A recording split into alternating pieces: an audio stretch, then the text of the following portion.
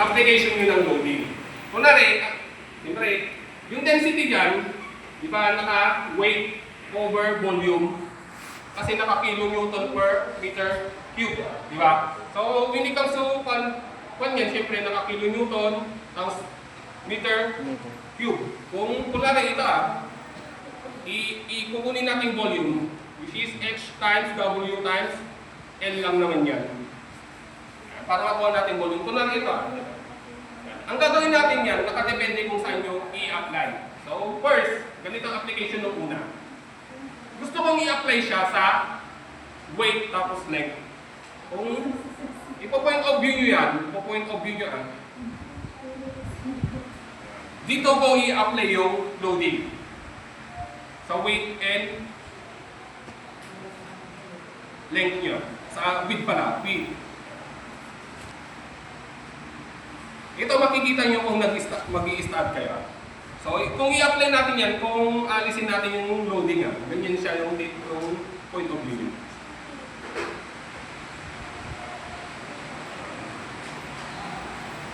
Kung kukunin nyo yan. Siyempre, para makuha yan, ano yung gagawin natin?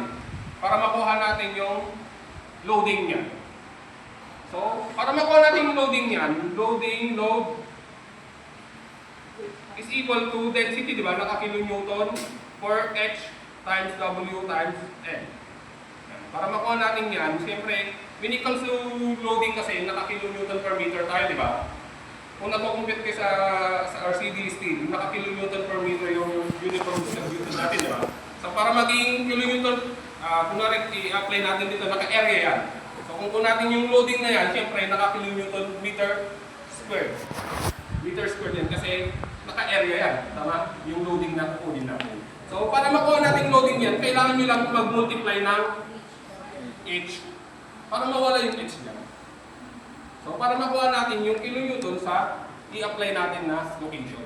So, yan. So, another one, kung mag-apply ako ng loading, kung i-apply ko yung loading sa height, tapos width, ay length na lang, length pa. So, kung i-apply natin yan, i-apply ko dito natin i-apply yan.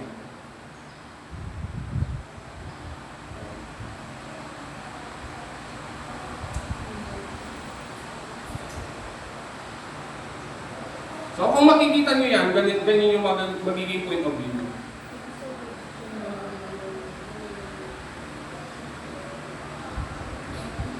Bakit mo?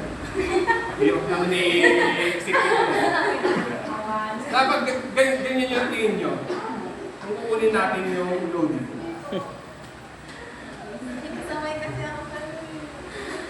Ganyan yung kita nyo yung loading yan. So, para makuha nyo yung loading na yan, so, ano yung i-multiply nyo para makuha nyo yan? So, i-multiply nyo lang ng width para makuha nyo yung loading na yan. So, ano yung pagkakaiba ng dalawang to? Pagkakaiba ng dalawang to ito ano yung drawing ko Ito, when it comes to dead load, ito yung gagamitin natin. Gets nyo? Kung talagang dead load yung computer. Ito is for wind load. Kasi lateral load natin. So, ang computation nyo, palateral. So, ganito yung computation nyo. Para makuha nyo yung loading na yan, load is equal to kilonewton over H times W times N. So, para makuha nyo lang, i-multiply nyo lang ng width. Para makuha nyo yung loading. Kaso, syempre, when it comes to dead load kasi, hindi na natin masyadong ginagamit. Ang ginagamit natin is nagka-tributary area na tayo. Pag tributary area, ang magiging nag-iisa na lang yung location ng dead load mo, yung loading mo. So, ganito yung magiging point of view. So, ano natin? Siyempre, kung aaralin nyo yung istaan, kung dead load kasi, i-apply natin sa ang magiging computation natin is naka-meter per length. Naka-meter per length, naka-length siya. So, kung H to, W, tapos L, siyempre i-apply natin sa length. So, ang magiging location ng dead load nyo, andito na. kung aaralin nyo yung stada, ganyan yung magiging dead load nyo. Para makuha nyo yung loading na yan, ano yung i-multiply natin? Yan, with tapos h. So load is equal to kilonewton per h times w times m. So, para makuha natin yan, mumultiply lang natin ng h tapos w. Yung height at saka width, load kinukompute natin. Para makuha natin yung loading. Ganyan lang naman yung pagkuha natin, computation natin ng i-apply natin yan. Alam kong medyo may, alam nyo na to. Pero i-try natin i-apply, kunin pala. So, solution natin na. So, example lang natin. So, example number 1, yung floor beam natin in the figure is used to support 1.8 weight of lightweight plain concrete slab. So, meron tayong slab daw. Ito yung slab na yan. 1.8 na width. Tapos yung thickness niya is 100 mm. Sabi niya, the slab served as a portion of the ceiling. So, meron tayong slab, meron pa tayong ceiling sa baba. Meron pa tayong ceiling. Ibig sabihin, meron pa tayong ceiling dyan na i-compute. So, meron tayong slab, meron tayong ceiling.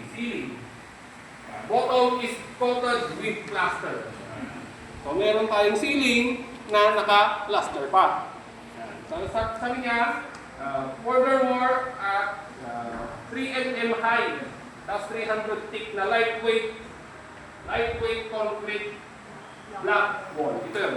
3 meter high, tapos 300 mm. So, wall lang siya, hindi siya naka-plaster. Kung naka-plaster sana to, i-complete nyo pa yung plaster. It's directly over the top of the flange of the beam. Determine a loading on the beam measured per meter length. So, hanapin natin yung loading sa meter per length ng beam. Kung ano yung binubuhat ng beam na to, yung I-beam na yan. Kung titignan natin yan, kung ipo-point of view niya, ganito yung magiging loading nyo dapat sa I-beam.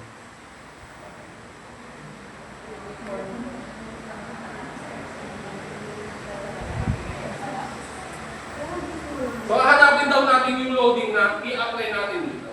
Naka-meter per length. So, yan yung kukunin natin. Kung ano yung binubuhat ng I-beam na yan. Yung total, siyempre meron tayong slab, meron tayong ceiling, meron tayong wall, masonry wall. So, tatlo yung kukunin natin weight. Ito yung weight total na lang. Weight total yung kukunin natin. So, para ba yung weight total, kailangan lang natin kunin yung weight ng slab. Plus, weight ng ceiling. Tapos weight ng wall. Una, kunin muna natin yung weight ng slab. Kung titignan natin, sinabi niya sa slab kasi, slab is lightweight plain concrete. So, punta tayo dun sa table. Yung table. So, bali dalawa kayong table kasi natin yan, di ba? Pero ang tignan nyo na lang is yung slab. Saan ba yung slab yan? Concrete. Lightweight plain concrete. Lightweight plain concrete. So sa concrete, wala naman tayong nakalagay yan. Meron pa tayong yung dalawa yung concrete natin, di ba? Plain tapos reinforced. Pero wala tayong nakalagay na lightweight doon. Tama. So punta tayo sa table 204.2. So punta tayo dun sa floor fill. Yan, floor fill. So meron tayong lightweight concrete per mm. Naka per mm yun. So ibig sabihin, yung loading daw doon is kilonewton. Kilonewton slab. 0.015 kilonewton meter square. Tapos naka-per mm. So, naka-per siya, 0.mm. Para makuha natin yan, siyempre, i-apply natin, kukunin natin yung loading natin sa in length. Naka-length yan. Ito yung kukunin natin. Sa length. So, para makuha natin yung length, kailangan lang natin multiply ng, saan natin multiply? Sa width, sa thickness.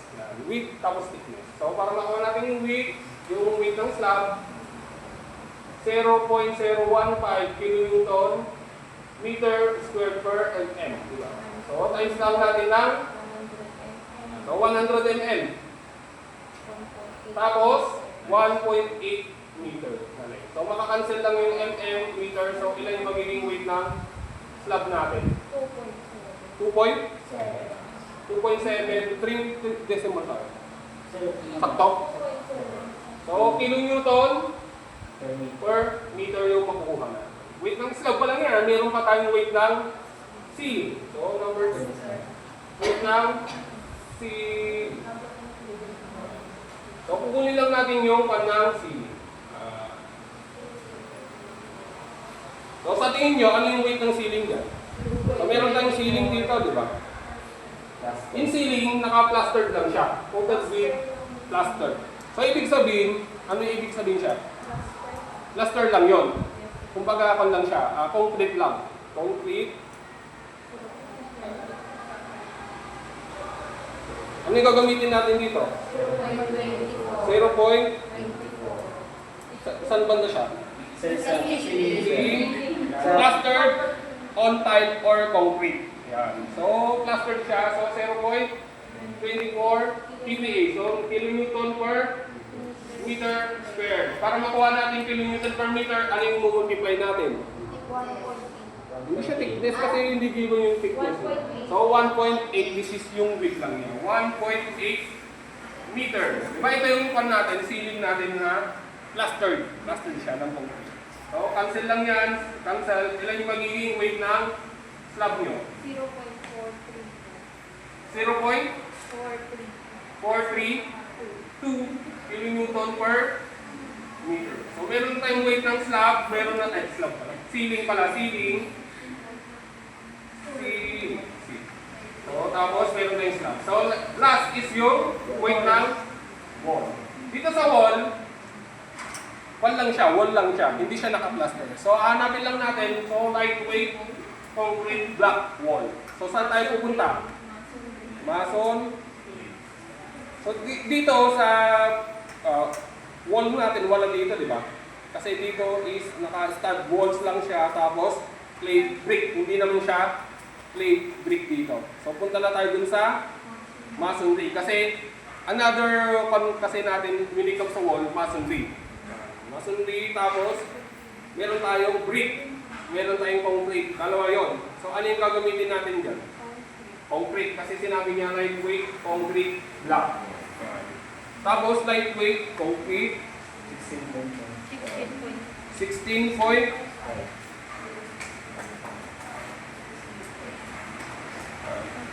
So, lightweight unit, di ba? Concrete 16.5 kilonewton per meter cube. Kasi yung table ko natin naka kilonewton per meter cube yun. So, para maging kilonewton per meter, ano yung multiply natin? Yung thickness, tapos yung height lang. So, 3 meters, tapos syempre naka-mm yan, i-convert natin into meter. So, cancel lang yan. So, ang magiging weight ng wall natin is equal to 14.85. Sakto? Kilonewton per meter. Para makuha natin yung total weight, syempre, ipa-plus lang natin. So, 2.7 plus 0.43, 2 plus 14.85. So, weight total natin is equal to 17.9. 92 kilonewton per. Ito yung magkukuha natin total weight na binubuhat ng I-beam. So, kukumpit nyo lang isa-isa kung ano yung nakalagay doon sa binubuhat ng I-beam niya. So, meron tayong wall, meron tayong slab, meron tayong plaster na ceiling. Ganyan lang naman yung computation natin when it comes to bed load. Hanapin nyo lang doon sa ano nyo. Pero tayo, kung kayong designer, siyempre kayong mag-isip kung anong ilalagay nyo. Yung wall mo dyan, hindi siya lightweight. Naka-normal weight lang siya. So, ano yung gagamitin yung density? 21.2. Nakakita na kayo ng lightweight na concrete block. Sa tingin nyo ginagamit, saan ginagamit yun? Tama. Isang pan pa, yung matataas na ano. Kasi nagbabawas na sila ng Bigat. weight doon. Pero another kung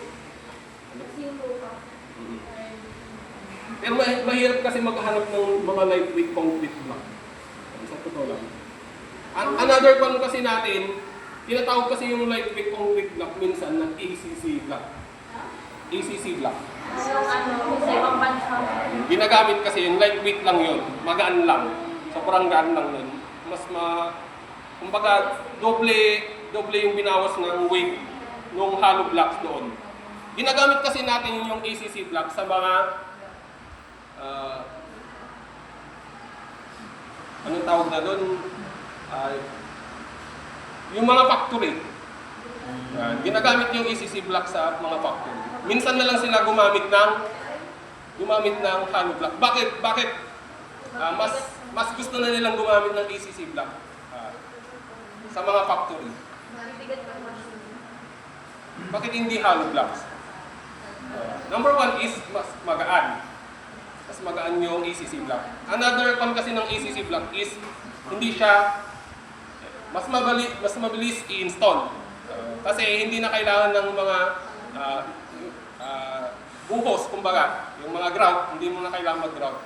I-connect mo na lang siya by pin. May pin kasi yun. May mga bakal-bakal kasi na pin yun bago nila ipa-plaster. Hindi mo na din kailangan masyado ng mga vertical and horizontal na bakal. Di ba yung mga wall natin, masonry wall, naglalagay sila ng mga bawal yung tawag. Meron tayong vertical and horizontal na bakal. So alam niyo yung minimum na distance nun. Pag naglalagay kayo ng mga bakal sa masonry wall. Ang minimum tatlong patong. Tatlong patong maglalagay ka na ng bakal. Yung spacing. Spacing natin is mga minimum is 0.8 meter. Minimum. Dapat alam niyo yung mga yun, natututo na dapat kayo doon. Kasi kung kayo magiging tractor, di ba, kung sa internet, meron kayong nakita yung stock band. Alam niyo yung stock band? Nakakita na kayo yung stock band? Pantay-pantay yung, di ba, normally yung masonry wall natin, magkakaiba yan. Kumbaga alternate yung ano natin, di ba ganyan yun? Sa walling natin, dito, ganyan yun. Normally. Yung stock band kasi, Straight na. magkakatapat yan. Sa tingin nyo, ano yung mas gusto nyo? Ito or ito?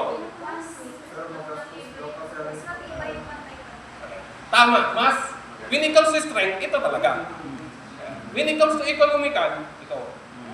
Pero overall, kung kayo engineer, sa tingin nyo, ano yung mas pipiliin nyo dito sa dalawang yun? Mas matibay.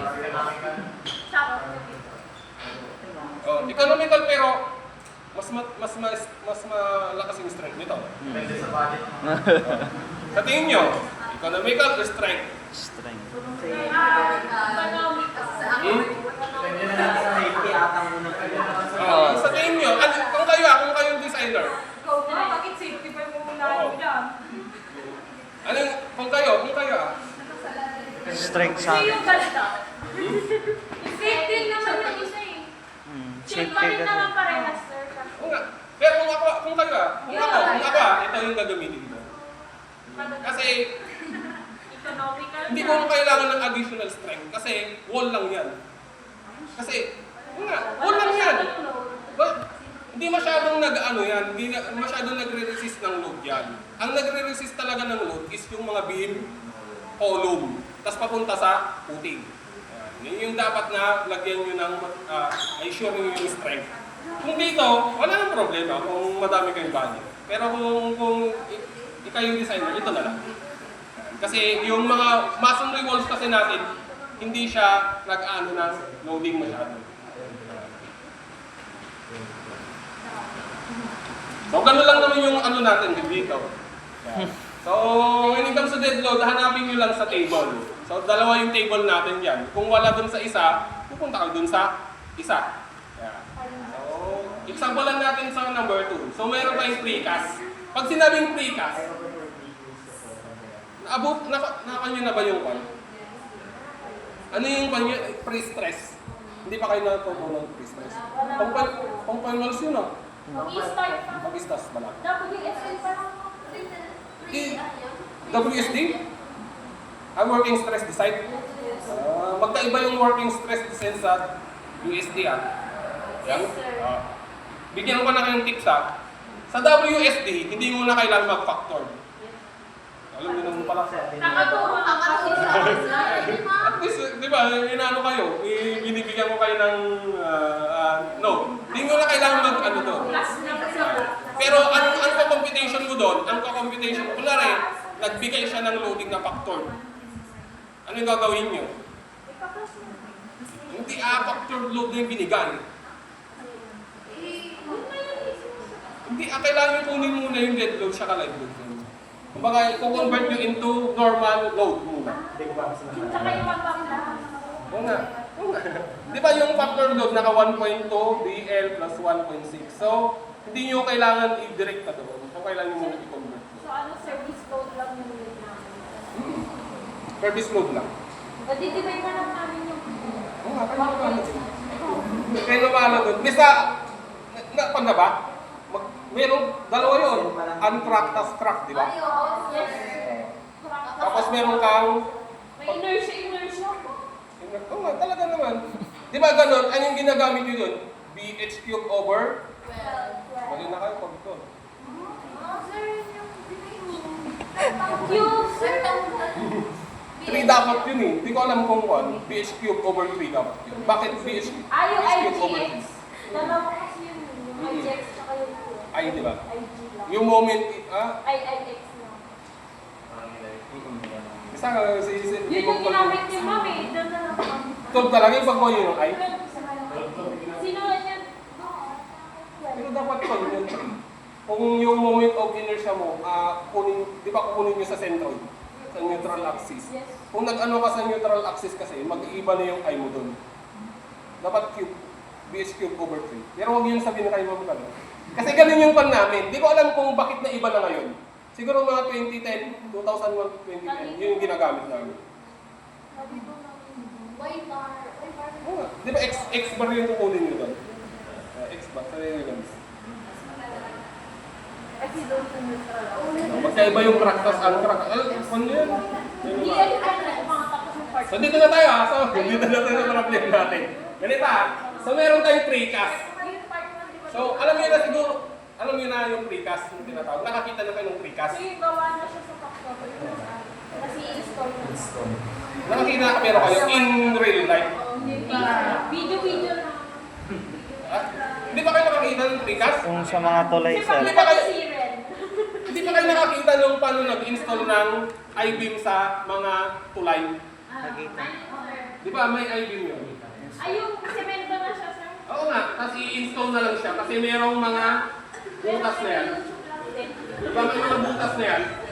Sir, titira Tapos ipapasok na lang. Di ba? Yan yung precast na tinatawag. So iba yung computation ng precast sa mga normal na beam nyo Magkaiba yung one. Dito, sa precast, ang computation niyan, pre-stress na. Yung design mo, pre-stress. So, meron tayong precast na inverted T-beam. Yan. Has a cross-section shown, determine its weight per meter length. So, hanapin natin yung weight niya per meter length. So, ibig sabihin, dito natin i-apply yan.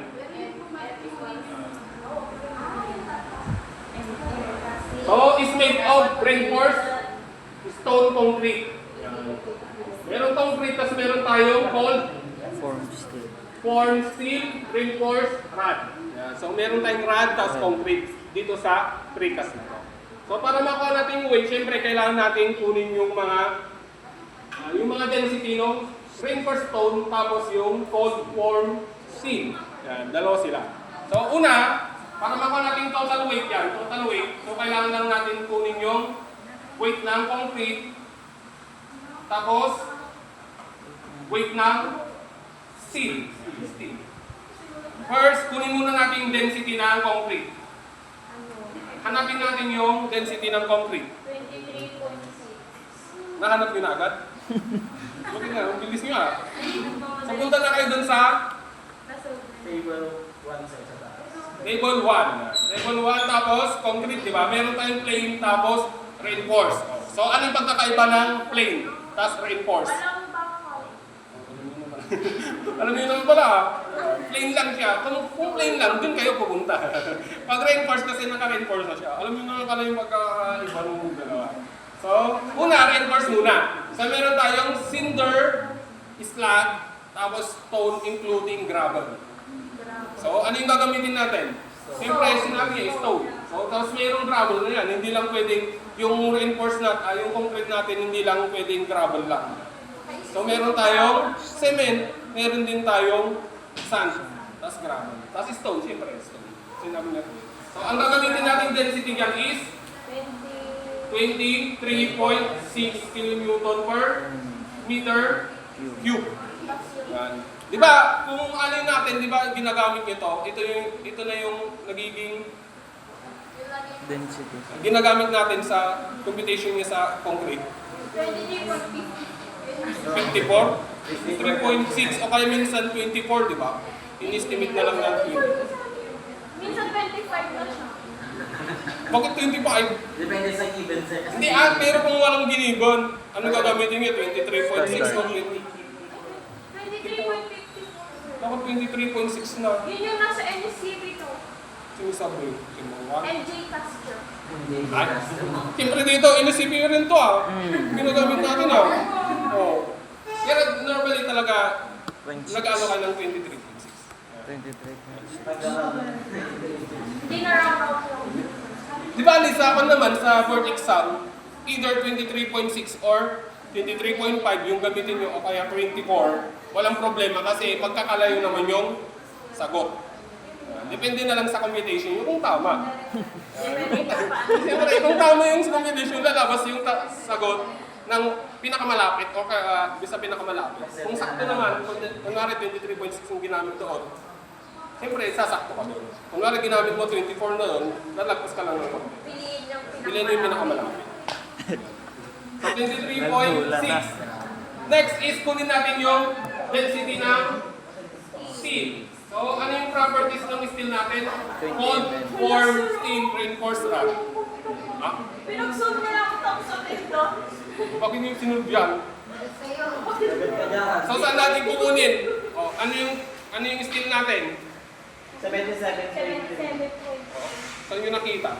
Hanapin niya, sir. Material. Yan, meron tayong valve. Steel. Sabi yung steel, cold, drawn. Sa material. 77.3. 3 ba? Kilonewton per meter. So, para maging kilonewton per, yan, para maging kilonewton per meter siya, di ba, load lang. So, kailangan natin kunin yung area ng concrete at saka area ng steel. So, una, kunin ko muna yung area ng steel muna. Steel. Siyempre, sabi niya dito, 12 na 20 mm diameter. So, kunin lang natin yung area. Pi over 4. Bakit pi over 4? Siyempre, bilog yung bakal. So, 20 squared times 12. Mamaya muna. Area ng steel, ilan yung area ng steel in mm? Yung nakapay, ano yung nakapay na? Anong medium? Nakaimenda. Nakapay muna, nakapay.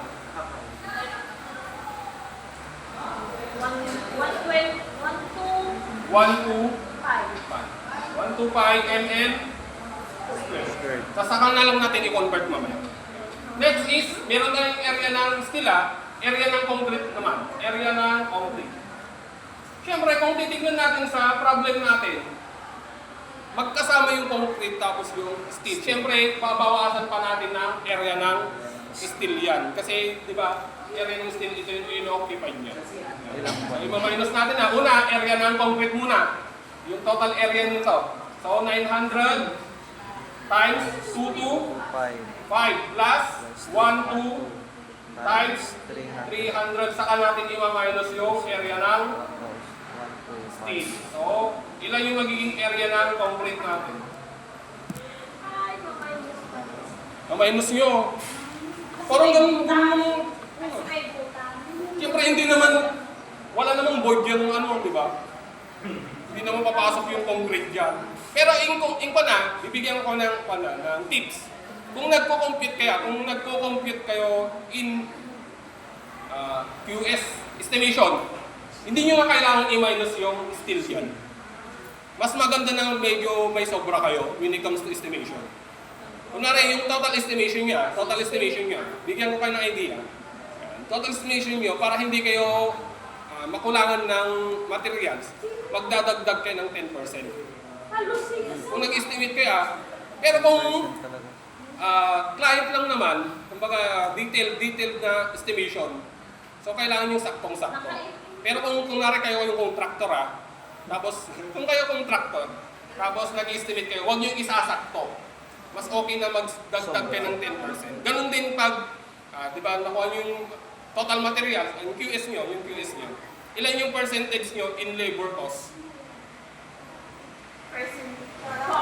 Di ba total material cost, ilan percent ng labor cost? Anong 10%? Lugi ka na. 50%. Oo nga, 50%. Pero yung totoo kung ilan yung percentage talaga in labor cost. 80%. Di, 30 to 35% lang. So meron kang 50% na ulit. Di ba? 15 to 20%. Hindi tinatawag na kupit yun. Kumbaga, in safety kasi yun. Hindi pa rin.